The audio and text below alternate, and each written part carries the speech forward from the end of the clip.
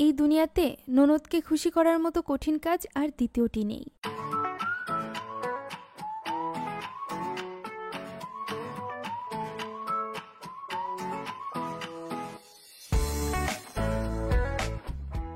প্রতি ঈদের মতো এবারও ননদকে জিজ্ঞাসা করলাম যে এই ঈদে কোন ড্রেস সে নিতে চায়, ঘাড়ারা, সারারা নাকি পাকিস্তানি কোনো ড্রেস।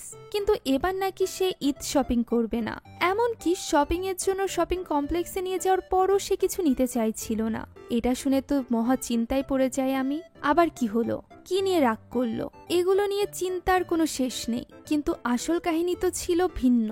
কারণ এবার আমার ননদ ড্রেস নিবে না, বরং তার বদলে কসমেটিক্স আইটেম কিনবে এই ঈদে। তাই ওই দিন আমি তাকে নিয়ে বের হয়েছিলাম তার পছন্দের কসমেটিক্স কিনতে। সে আগে থেকেই তার কসমেটিক্সের লিস্ট করে রেখেছিল, যেটি সে নিতে চাইছিল ফেস প্লেস শপ থেকে। ফেস প্লেস এমনিতেও খুলনার মধ্যে বেশ জনপ্রিয়, এমনিতে সেখানে সবসময় ভিড় থাকে, এর উপর আবার ঈদ। তাই কোনো মতে ভিড় ঠেলে সে দেখতে শুরু করে যে তার কি কি লাগবে। মেয়েদের মেকআপ আইটেম কিনতে কিন্তু অনেক সময় লাগে। ফাউন্ডেশনের শেড মিলানো, লিপ কালার অনুযায়ী সঠিক লিপ টিন্ট নেওয়া, এমনকি মাস্কারারও পার্থক্য রয়েছে। আপুর আইল্যাশে ভলিউম না বরং লেন্থের প্রয়োজন ছিল, এই কারণে সে এই মাস্কারাটা নিয়েছিল। এটা নাকি লং লাস্টিং এবং ওয়াটারপ্রুফ। সে এখান থেকে শিগ্লামের এই হাইড্রেশন প্রাইমারটা নিয়েছিল, যেটা বাইরে থেকে দেখতেই খুবই সুন্দর। এর সাথে সে নিজের শেড অনুযায়ী একটা ফাউন্ডেশন, সেই সাথে শিগ্লামের লিপ টিন্ট এবং মাস্কারা। এতেই বিল হয়ে গিয়েছিল ৫,০০০ টাকা প্লাস। আর এটাই ছিল তার এই ঈদের কেনাকাটা। এগুলো ছাড়াও ছোটখাটো টুকটাক আরো অনেক মেকআপ আইটেম আমরা দুজন মিলে কিনেছিলাম। আর এই সব কসমেটিক্স আইটেমগুলো পেয়ে সে তো ভীষণ খুশি। সত্যি বলতে আমার ননদকে খুশি করা তো খুবই সহজ ব্যাপার। ভিডিওর শুরুতে আমি যে বলেছিলাম যে ননদকে খুশি করার মতো কঠিন কাজ আর দ্বিতীয়টি নেই, এটা আসলে আমি অন্যদের ননদের কথা বলছিলাম। আমার ননদকে তো একটা ম্যাঙ্গো বার দিলেই সে খুশি হয়ে যায়। যাই হোক, এখান থেকে এই মেকআপ আইটেম কিনে আমরা আবারও একটু কায়নাতে গিয়েছিলাম। মূলত গতদিন আমি একটা জামা দেখে এসেছিলাম, যেটা আমি গত ভিডিওতে আপনাদেরকে দেখিয়েছি। ওইটা নিতেই কায়নাতে গিয়েছিলাম, তবে গিয়ে দেখি ড্রেসটা সোল্ড আউট। পরে আরও কিছু ঘাটাঘাটি করছিলাম, সবকিছু দেখে এই জুয়েলারি বক্সটা আমি নিয়েছিলাম। এটা মেয়েদের জন্য খুবই প্রয়োজনীয় একটা জিনিস। এই জিনিসটা ড্রেসিং টেবিলের উপরে থাকলে ব্রেসলেট, ঘড়ি, আংটি এগুলো আর হারাবে না। এটা ছাড়াও নিশি ঠিক করেছিল যে ভার্সিটিতে রেগুলার বেসিসে পড়ার জন্য ও এখান থেকে একটা জামা নিবে। তাই ওকে হেল্প করছিলাম যে কোনটা নিলে ভালো হয়। ও খুব কনফিউজ ছিল এই দুটোর মধ্যে। আচ্ছা, কায়নাতে কিন্তু ট্রায়াল রুম হয়েছে, যেখান থেকে ট্রাই করে আমাদের দুজনের কাছে এই ব্লু হোয়াইট জামাটা বেশি ভালো লেগেছিল। ও এটাই নিয়েছিল। আর এরপর আমরা জুয়েলারি সেকশন ঘুরে দেখছিলাম যে ঈদের জন্য কি কি এনেছে। আপু আর আমার এই কানের দুল দুটো অনেক পছন্দ হয়েছিল, তবে এটা আর নিইনি। যেহেতু ঈদের বেশ কয়েকদিন বাকি ছিল, তাই ভাবলাম যে আরেকটু ঘুরে তারপর জুয়েলারি আইটেম কিনবো। এখন আমরা যখন বেরিয়ে আসছিলাম তখন দেখি বড় বড় কয়েকটা কার্টুন এসেছে, অর্থাৎ আরো অনেক প্রোডাক্ট আনা হয়েছে। বিশেষ করে হয়তোবা ব্যাগ রয়েছে এর ভেতরে, তবে এগুলো ওপেন করা পর্যন্ত আমরা ছিলাম না। বাসায় একটু কাজের তাড়া ছিল, তাই বাড়িতে চলে এসেছিলাম। আচ্ছা, বলেছিলাম না যে আমার ননদকে খুশি করা খুবই সহজ ব্যাপার। ননদকে যে ৫,০০০ টাকা দিয়ে মেকআপ কিনে দিলাম এটা আপনারা দেখলেন, কিন্তু এর বদলে ননদ যে খুশি হয়ে ইফতারিতে ফালুদা বানিয়ে খাওয়ালো, এটা তো আপনাদেরকে দেখানোই হলো না। তো ওই দিন কেনাকাটা শেষ করে বাড়িতে গিয়ে দেখি আপু অলরেডি ফালুদা বানানোর জন্য সবকিছু রেডি করে ফেলেছে। বেশ ঘন করে সাবুদানা লিকুইড মিল্কের সাথে সিদ্ধ করে ফ্রিজে রেখে দিয়েছিল সে, যাতে করে ঠান্ডা ঠান্ডা ফালুদা ইফতারির টাইমে আমরা খেতে পারি। এর সাথে ফলগুলো কেটে পুরোপুরিভাবে রেডি করে রেখেছিল ফালুদার জন্য। ওই দিন শুধু বাসায় আমরা দুজনই ছিলাম ইফতারি করার জন্য, আপু আর আমি। তাই দুটো গ্লাসে আগে রুয়াফজা দিয়ে ডেকোরেট করে নিচ্ছিল আপু। যদিও আমরা দুজনই খাবো, বাইরের কেউ নেই, তাই অত সুন্দর করে ডেকোরেট করিনি। আচ্ছা, এই সব কিছুর সাথে বাদাম কুচিও কিন্তু আপু রেডি করে রেখেছিল।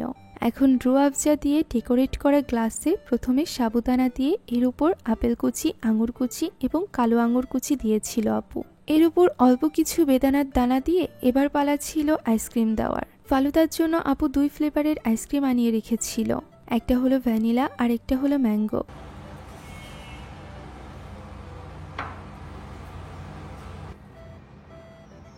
একে একে দুটো ফ্লেভার থেকে কিছুটা করে আইসক্রিম দুটো গ্লাসে দিয়ে দেয়। এর ওপর আবারও কিছু বেদানার দানা এবং কুচিয়ে রাখা বাদামগুলো দিয়েছিল। সেই সাথে ডেকোরেশনের জন্য 2-3টা আস্ত কাজু বাদামও দিয়েছিল। সব শেষে এর উপরে হালকা করে রুয়াবজা দিয়ে ডিজাইন করা হয়েছিল। এই তো ফালুদা রেডি। খুবই মজা হয়েছিল ফালুদাটা। যেহেতু আমরা দুজনই মেয়ে একা একা ইফতারি করছি, এর উপর আবার এত শখ করে ফালুদা বানানো হয়েছে, তাই একটু ফটো সেশন না হলে কি চলে। তাই ছবি টবি তোলার পর আমরা ইফতারি সাজিয়ে নিই। এই আলুর সবজি নুডলসটাও কিন্তু আপুই বানিয়েছিল। শপিং করে আসার পর আমি একটু কাজে ব্যস্ত ছিলাম, পরে নিচে এসে দেখি সে এত কিছু তৈরি করে ফেলেছে আমাকে সারপ্রাইজ দেওয়ার জন্য। আপুর হাতের সবজি নুডলসটা আমার খুবই পছন্দের।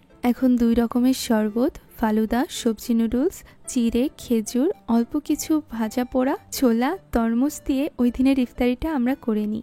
যদিও একবারে পুরোটা আমরা দুজনের কেউই শেষ করতে পেরেছিলাম না। এটাই ছিল ওই দিন আমাদের রাতের খাবার, কারণ এটা খেয়ে আমরা মেহেদি লাগাতে বসে পড়েছিলাম।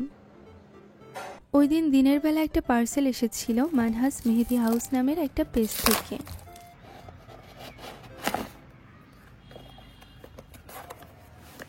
এটার ভেতরে ছিল 3টা অর্গানিক মেহেদি, সেই সাথে একটা পেপার যেখানে লেখা ছিল অর্গানিক মেহেদি ব্যবহারের নিয়ম নীতি। যেহেতু এতে কোনো কেমিক্যাল নেই, তাই এটা হাতের জন্য একদমই ক্ষতিকারক না। আর এই কারণেই আমি কেমিক্যাল মেহেদি থেকে অর্গানিক মেহেদিগুলো বেশি পছন্দ করি। আপনারা নিশ্চিন্তে এই পেজ থেকে অর্ডার করে এইবার ঈদে মেহেদি লাগাতে পারেন। ওই দিন সন্ধ্যার পর ঐশী এসেছিল, তাই ওকে দিয়ে মেহেদি লাগাতে বসে পড়েছিলাম। যেহেতু ঈদের আগে, তাই আমি অনেক সিম্পল একটা ডিজাইন করতে চেয়েছিলাম যাতে দ্রুত উঠে যায় এবং চাঁদ রাতের দিন আরো গর্জিয়াস ভাবে ডিজাইন করতে পারি। আমি পুরো হাতে সিম্পল শুধুমাত্র পদ্ম ফুলের ডিজাইন চেয়েছিলাম, আর ঐশী ঠিক আমার মনের মতো করে আমার হাতকে সাজিয়ে দিয়েছিল। ঐশীর পেজটাও আমি উপরে মেনশন করে দিব। খুব সুন্দর মেহেদি লাগাইও। আপনারা চাইলে এই ঈদে বা ঈদের পরে মেহেদি লাগানোর জন্য ওকে বুক করতে পারেন। আমরা দুজনই রোডিস দেখি, তো ওই দিন আমরা রোডিস দেখতে দেখতে মেহেদি অ্যাপ্লাই করছিলাম। অ্যাপ্লাইয়ের সময় বোঝা যাচ্ছিল যে মেহেদিটা কতটা হাই কোয়ালিটির। মেহেদির পেজটাও আমি ক্যাপশনে মেনশন করে দিব। পেজ থেকে কেনার সময় অবশ্যই আমার পেজের কথা বলবেন, তাহলে 3টা মেহেদি কিনলেই আপনারা পেয়ে যাবেন ডেলিভারি চার্জ সম্পূর্ণ ফ্রি। এই অফার শুধুমাত্র আমার ভিউয়ার্সদের জন্য। তো এটা পরদিন সকালের ভিডিও। দেখেন প্রথম দিনই মেহেদির কালার কতটা গাঢ় এসেছে। ওই দিন আমার হাজবেন্ডের অফিস রুমে ইন্টেরিয়ারের কাজ চলছিল, তাই বিড়ালগুলোকে বাইরে বের করে রাখা হয়েছিল। যেহেতু গরম পড়ে গিয়েছে আর এসি রুম ছাড়া ওদেরকে ওইভাবে বাইরে রাখা হয় না, তাই নিচে যে গেস্ট রুম আছে আমাদের, ওইখানে ওদেরকে শিফট করে দেওয়া হয়েছিল। প্রায় 3 দিনের মতো আমার হাজবেন্ডের রুমের ইন্টেরিয়ারের কাজ চলেছিল, আর ওই 3 দিনই ওরা এই গেস্ট রুমে ছিল।